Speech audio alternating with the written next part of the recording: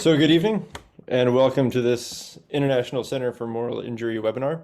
My name is Brian Powers. I'm the inaugural Bernard William Vann Fellow in Christianity and the Military here at Durham University, as well as the Executive Director of the ICMI. And I'm glad that each of you has joined us tonight. I'm delighted to welcome Chaplain Nicola Frail to deliver her presentation, A Chaplaincy Reflection upon the Potential for Military Moral Injury from Non-Combat Experiences, and we'll welcome Nicola in just a few moments.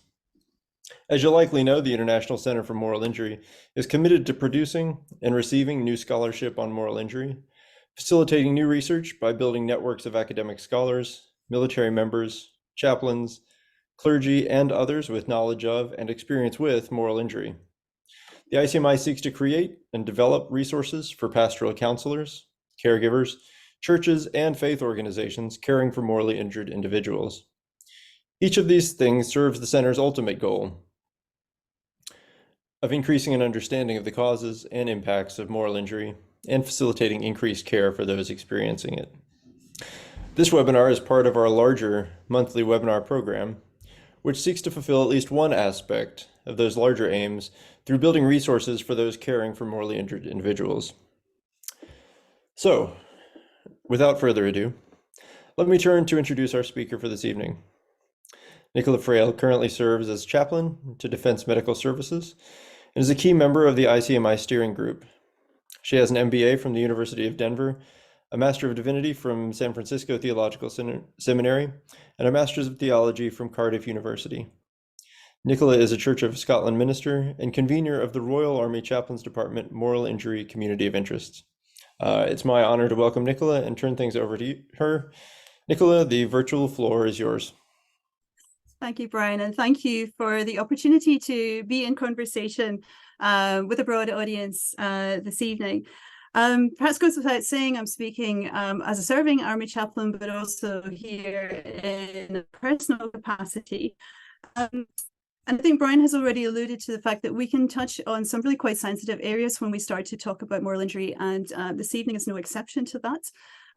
What I would want to say up front is that I'm going to be trying to talk in fairly broad terms rather than giving specific cases or instances. And I hope that by doing that, there's a safe space for us to have an open dialogue and conversation after the presentation.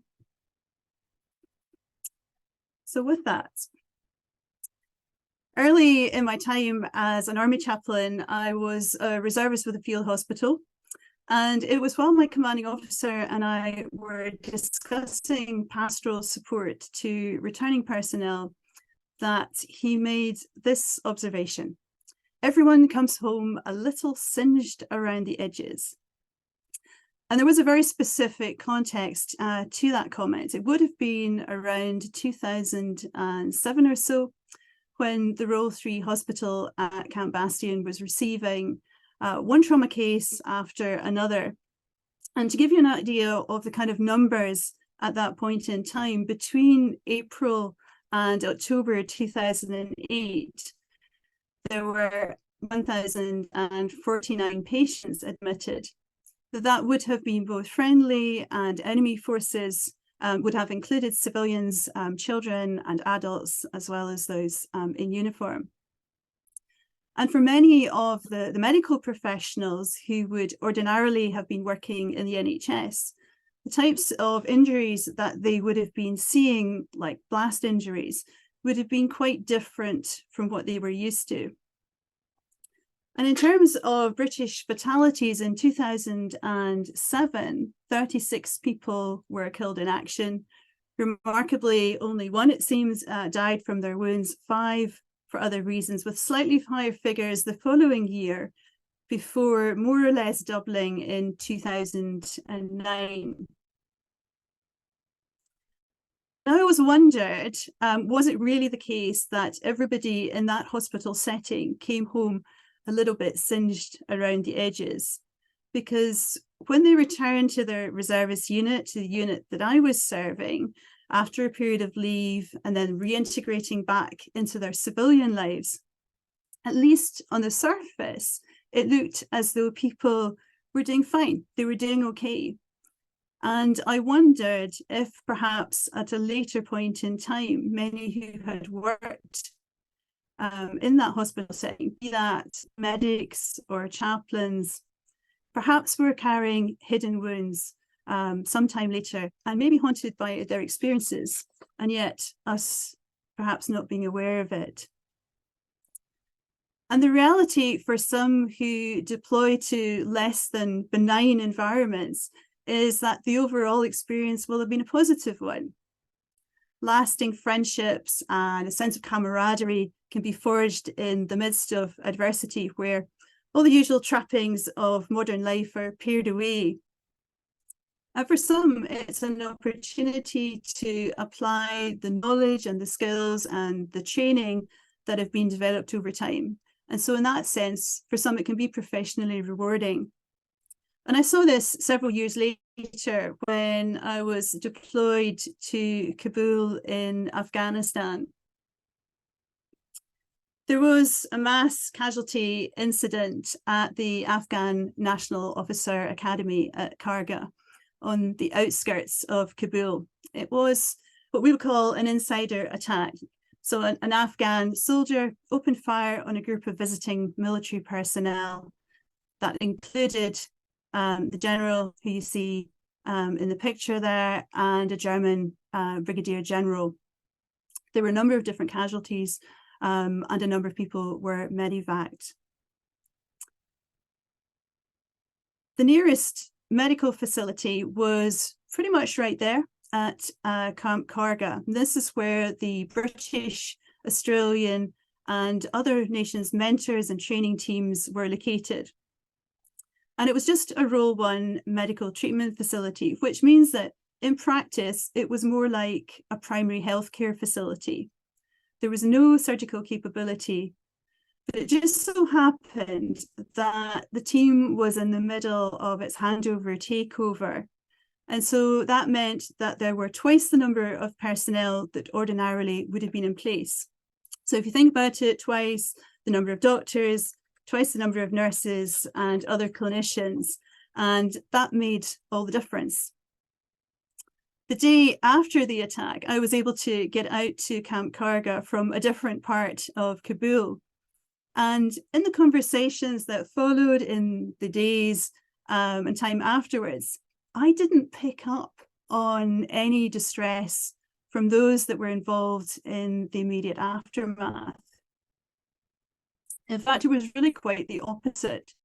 People were positive about their roles and how they had responded. And there was a sense of gratitude for the timing that it had been in the midst of their handover. And so they were far better resourced than would ordinarily have been the case. This was a group of professionals who were well trained, they were well resourced, and their efforts were praised by the broader chain of command. And it seemed to me that these were important protective factors: well prepared, well resourced. Overall, the outcomes were positive, and the team's efforts were appreciated by those in positions of authority. One of the things that contributed to that, I think, too, was the CO's response, and CO located in the same place where I was, and so out again to Karga at the earliest opportunity to talk to the team.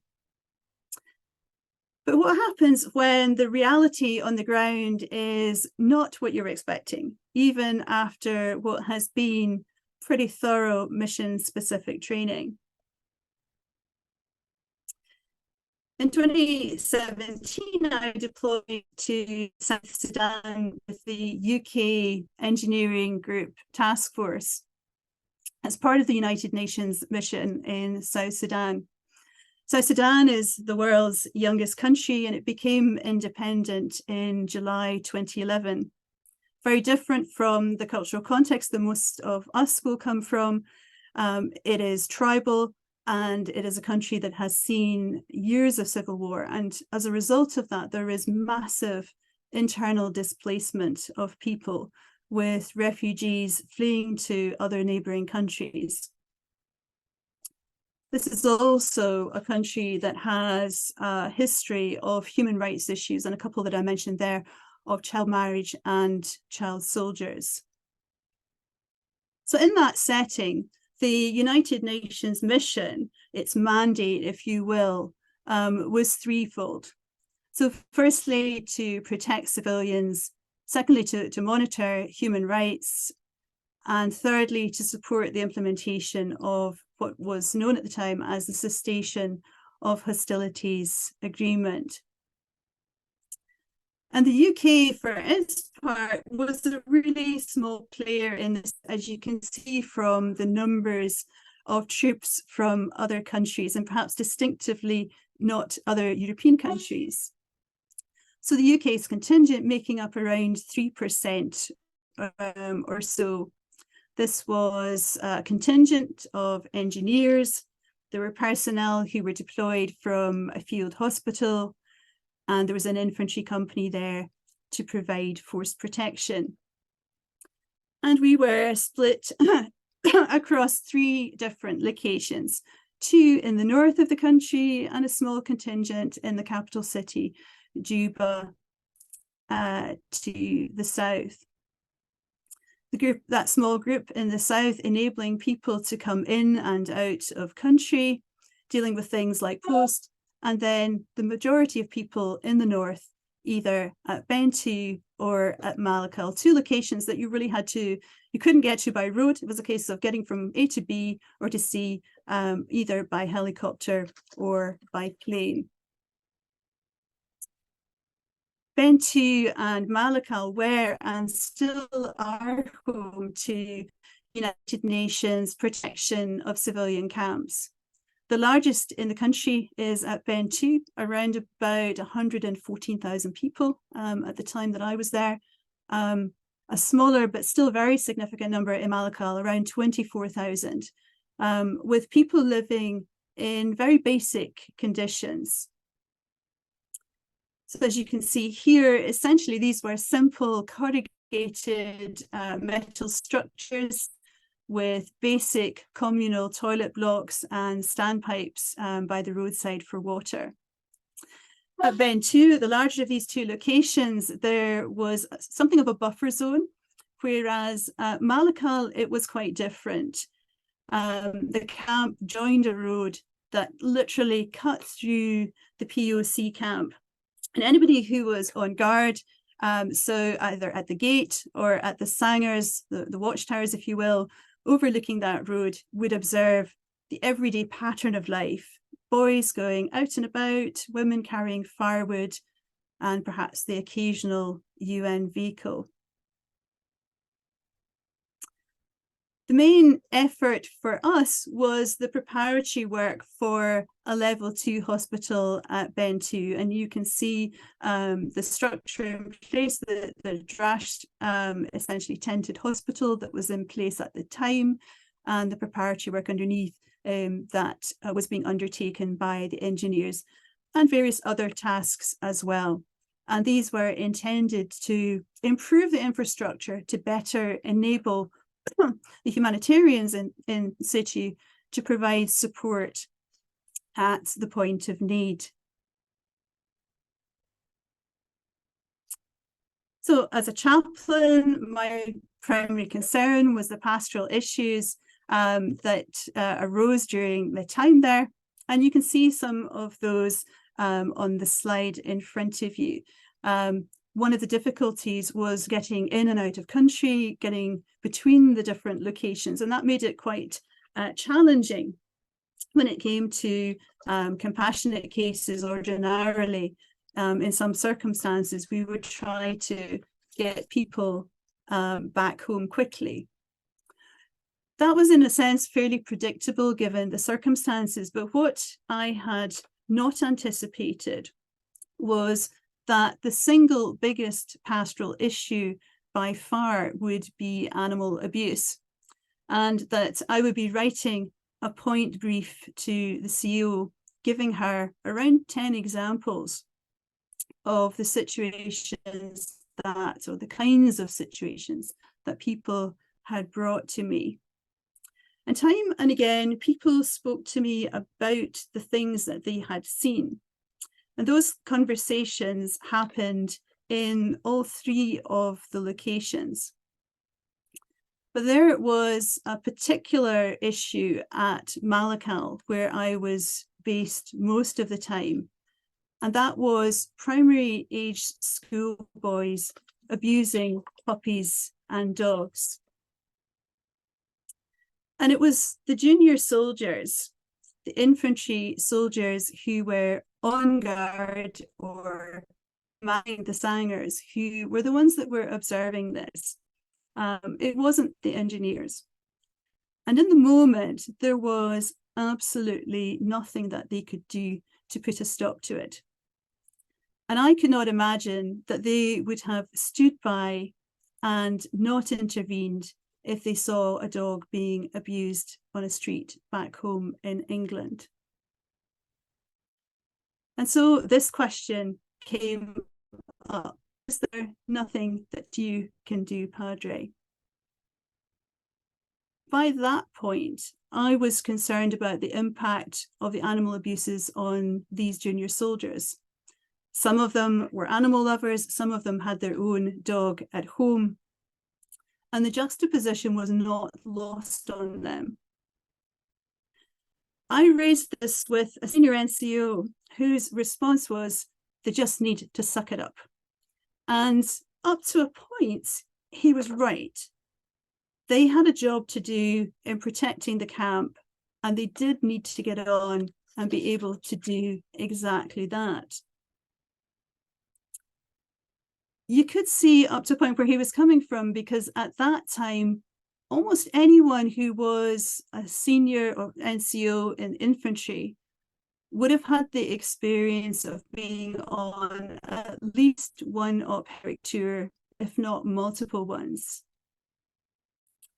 For all I knew, that he could have been in Helmand Province out on patrol, not knowing if he would step on an IED or his mates and one of them be killed or left with life-changing injuries, or if he had been engaged in regular contact from a forward operating base, or experienced rocket attacks on camp. He could very well have lost people that he knew. This was not a kinetic environment. A round was fired in the 6 months that we were there. Our lives were not in danger. And if any of us looked beyond the gates of camp, we saw the human cost of civil war upon the lives of thousands of civilians who had been internally displaced, who had lost their homes and their way of life, and doubtless family and friends.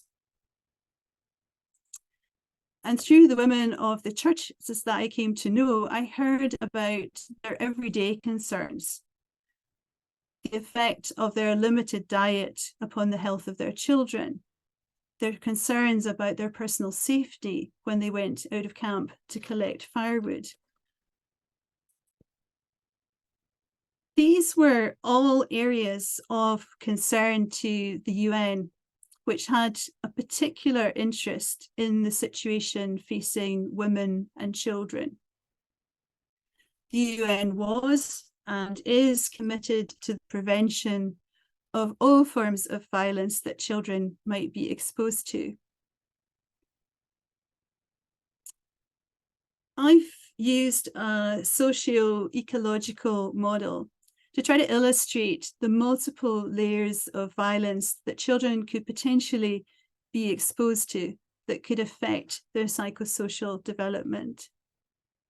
Carrying out or witnessing acts of animal abuse fell well within what I would argue is the broader locus of interest of the United Nations.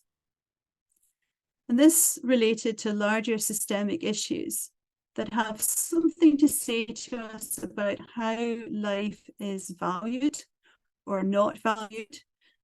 And it raises questions, I think, about the recognition of the inherent worth or value of all people and the dignity that should be afforded to each person.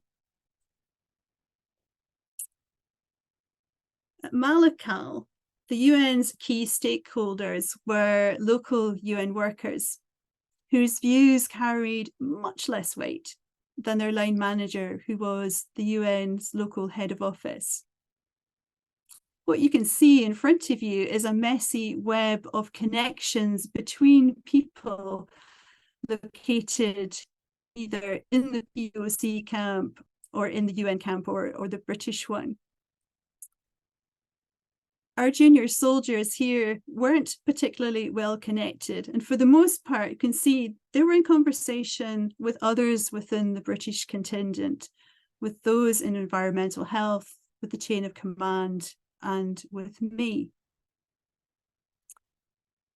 Perhaps by contrast, I sat fairly well connected, but not necessarily well connected with those that had the most power or influence in this particular situation. I didn't have any direct contact with one particular UN worker who was an obstacle in what we were trying to do. And I did not have the ear of the UN's local head of office either. So if we look at those relationships from a different angle, I'll go back a second. There we go. So we can see that not everybody was equally interested or equally invested in addressing this question of animal abuse or animal control at the local level. It was a very mixed picture.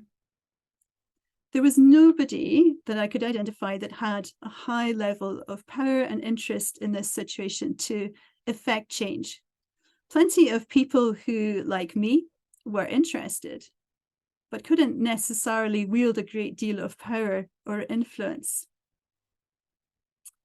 The aim, if you can, is of course to move people into that top right-hand quadrant, to get buy-in from those who would hold the most power in the situation, and to increase the level of influence of those who are most impacted. It's not always the case that power and authority go hand in hand, but here the person who held the most power and authority was one and the same, and that was the local head of office for the United Nations. There were conversations that took place behind closed doors with the sections of infantry soldiers, where we literally sat down in a room cross-legged and had a conversation about how we were feeling. And I tried to encourage the soldiers to consider what they wanted to happen and to think about what, if any, courses of action might be open to them, to help them see whether they might have any agency in a situation where, on the face of it, it might seem that they were powerless to do anything. There was some buy-in from the CEO and the chain of command, and the soldiers were directed to log everything that they saw out with the usual pattern of life. And that would form the evidence base to raise concerns with the UN.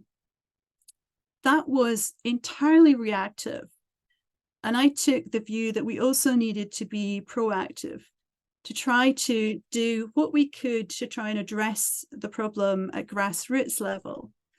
And that meant education in the primary schools.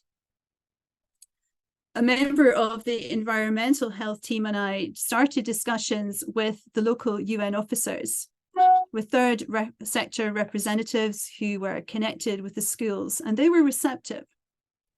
The idea was not for us to come in and deliver the lessons, rather with us working in the background for the local teachers to do this.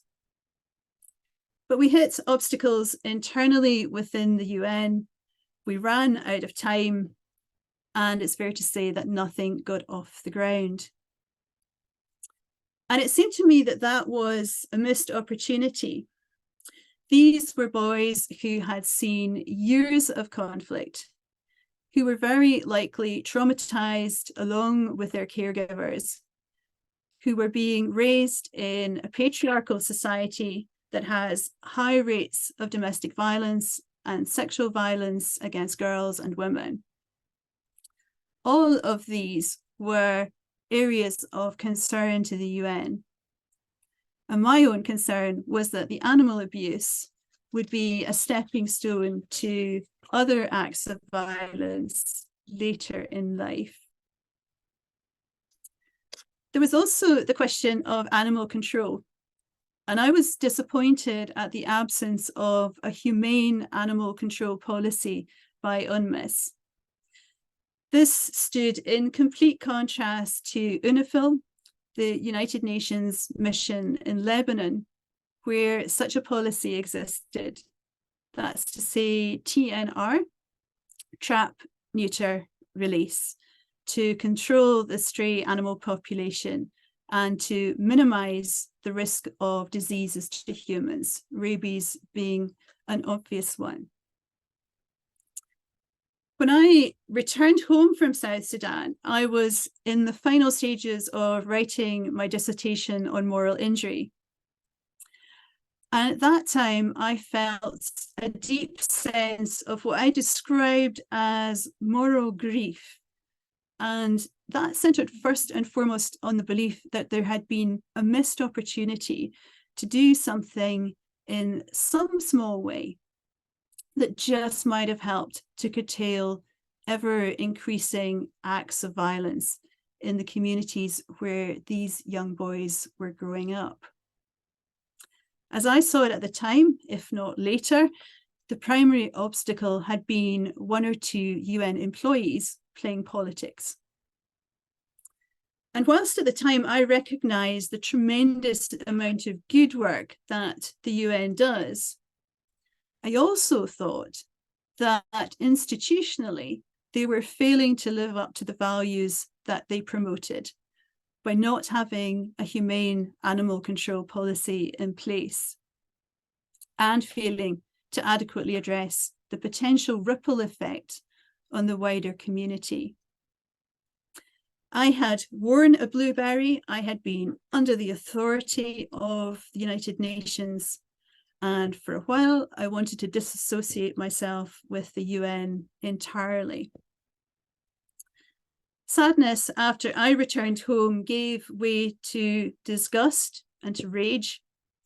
And over time, I was able to reframe and integrate my experiences into a larger narrative, to reconnect with that time and to ultimately be grateful for what I had learned along the way.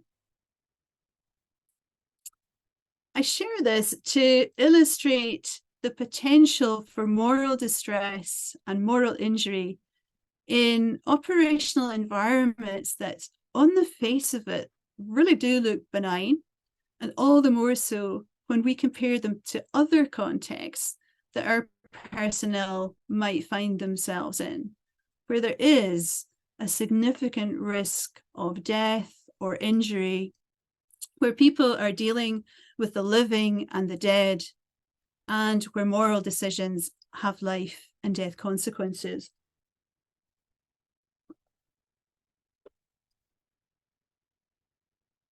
There is a growing body of research in relation to moral injury that allows us to say with greater confidence that there are some particular non-combat situations where the potential for moral injury exists. That doesn't mean that we expect all or most people in such circumstances to be dealing with moral injury. Rather, we recognize that there are times where a person's values and deeply held beliefs or worldview can't be reconciled with our lived experience. And that in itself can have a significant enough impact to impair a person's ability to flourish. And it's that ongoing impact on an individual's ability to flourish that moves us along a continuum from moral distress in the direction of moral injury. Nancy Sherman puts it well in her book Aftermath when she says that there are a variety of moral injuries suffered and variety of repair. There is no one type of moral injury, no one size fits all model of a soldier. Moral injury is often not a single identifiable event or PMIE as we often see in the literature, but it can be a series of experiences that unfold incrementally over time and cumulatively have an adverse effect upon the individual. And since that is the case, we need nuanced responses that recognize the breadth and the depth of impact that moral injury can have upon a person, emotionally, spiritually, physically, and also socially.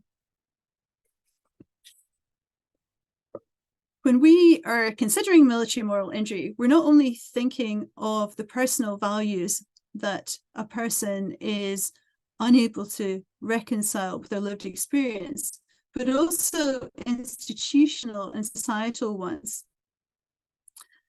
And with that comes both individual and collective expectations and responsibilities that sit within a moral framework.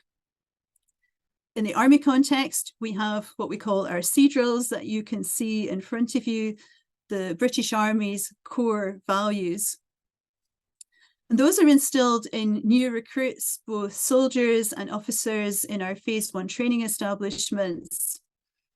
And they're revisited over and over again over the course of a person's service. There is a shared expectation that all of us live by these values on and off duty as best we can. And when that doesn't happen, in some circumstances, it can be devastating. And what I'd like to do is draw attention to two particular areas where this can be the case. Firstly, military sexual trauma, and then secondly, bullying and harassment. And I'm very conscious that there can be considerable overlap as we look at these two areas.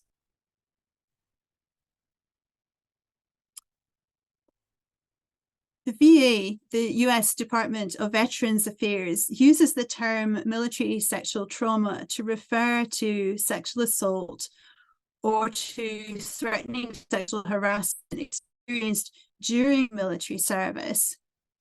But it has to be said that MST does not have official recognition at this point within the UK. And so the definitions that are within the Sexual Offences Act 2006 are those that are currently in use. And it does mean that it's quite difficult for us to draw comparisons in terms of prevalence and impact between the US and the UK. You can see on the slide some of the research emerging from the US context, and in particular, the top three themes identified in Roberts and Kovachic's work. This is Moral Injury Network supporting women, service women with moral injury. And out of their research, seeing those top three themes of sexual assault, a hostile work environment, and that we could tease out along with gender harassment. Then a broader narrative review identifying adverse impacts upon individuals' physical health and their psychological well-being in their relationships. So in a sense, the whole person. Until recently, there had not been any research in the UK, and as far as I can tell, the only research that exists within the British context at the moment has been undertaken by a team from Combat Stress, a charity here in the UK, King's College Military Mental Health, and Oxford University, and you see that referenced in front of you. quite a large cohort, but a number of those older women veterans, so relating to experiences a good number of years ago, that might not necessarily be consistent or similar to the experience of individuals today, but nonetheless gives us a little bit of a sense of the experience of those who took part in the survey. Has to be said, not looking specifically at moral injury, but nonetheless helpful for us if we keep an eye perhaps to the developing picture in the States where we see emerging themes.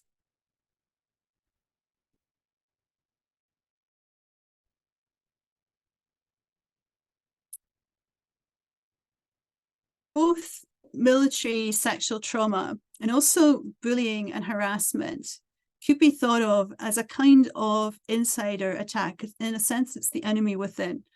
And it can be perpetrated either on a peer-to-peer level or by somebody who is in a position of higher authority, someone who is higher up in the chain of command, or perhaps an instructor in the case of somebody who is in training. And of course, I recognize that sexual assault and bullying occur in civilian settings as well. The stakes are arguably higher in institutional contexts, such as the armed forces or police, where people have to trust each other to have their backs in potentially life-threatening situations. In the armed forces, the lines between life and work, both on ops and also in barracks, are often blurred. And trust is arguably the bedrock of relationships and the foundation for a sense of psychological and physical safety across a range of contexts. Sadly, some people who have served or continue to serve in our armed forces have lost that sense of safety, and trust has been fractured or broken.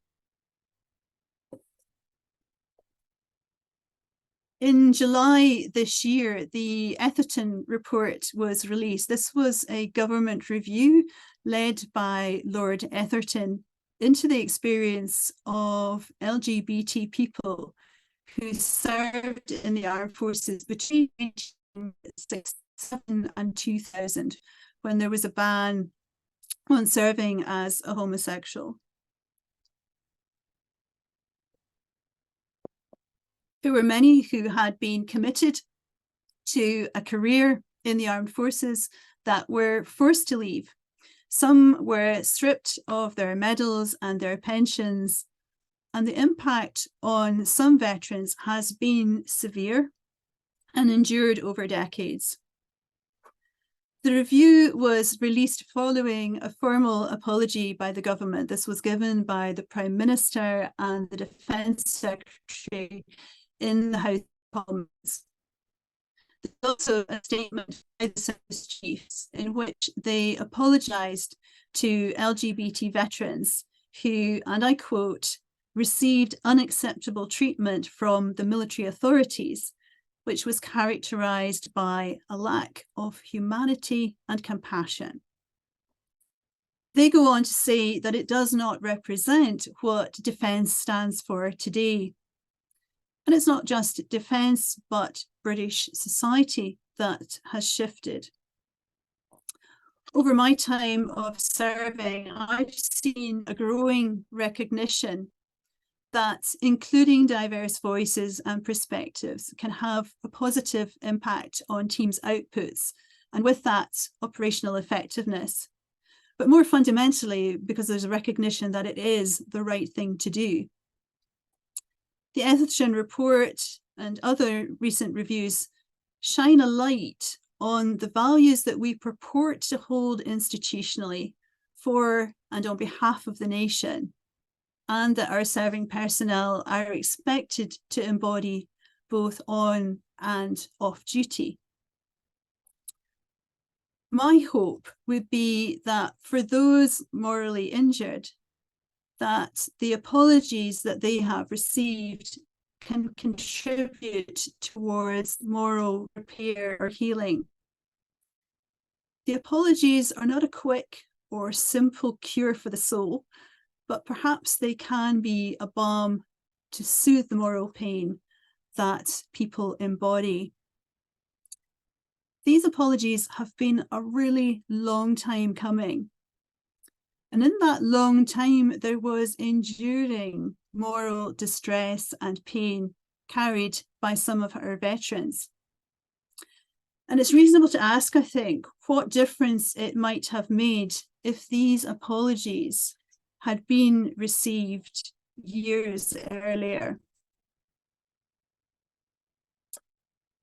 And I also wonder to what extent an individual can speak from the margins into the heart or the body of an institution in order to bring justice into a situation of injustice.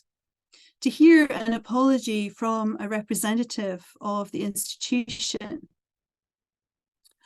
What does it take for an institution to change its mind? A true metanoia in a biblical sense, a changing course, a moving away from one position and behaviors that were harmful in a spirit of repentance in a different direction. It seems to me that just as we need allies on the battlefield, we might also benefit from having allies in other contexts too. A network that allows us to connect with others who may feel similarly to us. And even if change is not effected, as we saw when I was in South Sudan, even if there is not a personal or an institutional apology or restitution, arguably, there is still intrinsic value in people gathering allies around them, building those connections, and so building social trust. That stands counter to the sense of isolation or self-isolation that is often seen with moral injury. We see that at times in the case of bullying, but also where there is toxic leadership or failures in leadership, whether on the battlefield or in barracks. I would suggest that ethical leadership can mitigate against the potential for moral injury. In a series of articles in Forbes magazine, Dr. Priti Gurdarshan, a psychiatrist and past president of the American Psychoanalytic Association, argues that extreme leadership failures can give rise to moral injury. And she points to these 5 essential leadership qualities as she sees it: empathy, self-awareness, trust, critical thinking, and discipline. This is a model that is developed from psychological studies and also the US Army's vision of leadership. Now, we could argue the case as to what is included or should be excluded from that list, but I want to pick up on the first of these, empathy, as a key attribute. That was lacking in the senior NCO that I spoke to about the animal abuses. What a person or team is being directed to do may very well stay the same. These junior soldiers had a job that needed to be done, but how we communicate the task and how we understand its potential impact may very well shift if we are empathetic. In the Armed Forces, we can be very task-orientated, process-driven, and focused on the implementation of policy. We say in the Army that our people are our greatest asset. And in non-combat situations, when we bring empathy into the picture and we try to consider how people might be impacted by our policies and our practices, if we try to imagine how they might feel in their place, in their shoes, then surely there are times when we would choose to go about our business differently. The absence of empathy was notable in many of the testimonies in the Etherton report. And the service chiefs acknowledged that treatment from the military authorities was characterized, as they put it, by a lack of humanity and compassion. But as Julie Battilana and Tiziana Cascario note in Power for All, the fields of psychology and neuroscience have shown us that empathy is not a fixed trait. It is possible to cultivate empathy in adults.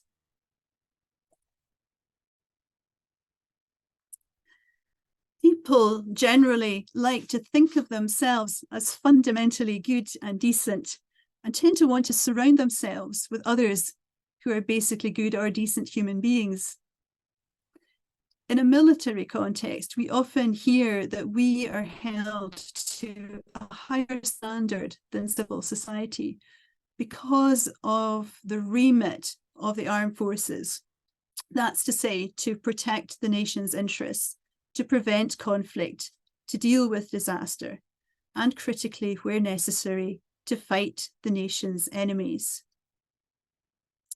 So if we try to look through the lens of someone who has been sexually assaulted by a more senior person in the chain of command, or the individual who has been persistently bullied by their peers, or the LGBT veteran who's experienced not just an unjust policy, but also an absence of compassion and concern for human dignity in the implementation of that policy, we should not be surprised if this raises existential questions related to identity and belonging, to justice and accountability. The stakes are high, and at their worst, it is a matter of life and death. Moral injury never exists in a vacuum. It is fundamentally relational in its roots and in its repair. From the person's own self-understanding to where they situate themselves at an interpersonal level, with friends, colleagues, and family, for some with God, and also in relation to their community and broader society. For each of us who is serving, we would benefit from having a moral framework that is strong enough for a person to remain grounded in their foundational beliefs and values, and yet flexible enough to sit within an institution and a society whose understanding of itself is never static. So that said, the potential for moral injury exists in all of us who serve in the armed forces. And the responsibility for addressing moral injury goes well beyond the individual. Increasingly, we are able to identify particular contexts, that a few of which I've drawn attention to this evening, where the risk of a person developing moral injury may be heightened, be that in operational or in non-operational settings. A way forward, perhaps, is broadening the conversation around moral injury to consider risks, mitigation, and responses in light of our leadership, our institutional values, our policies, and our practices.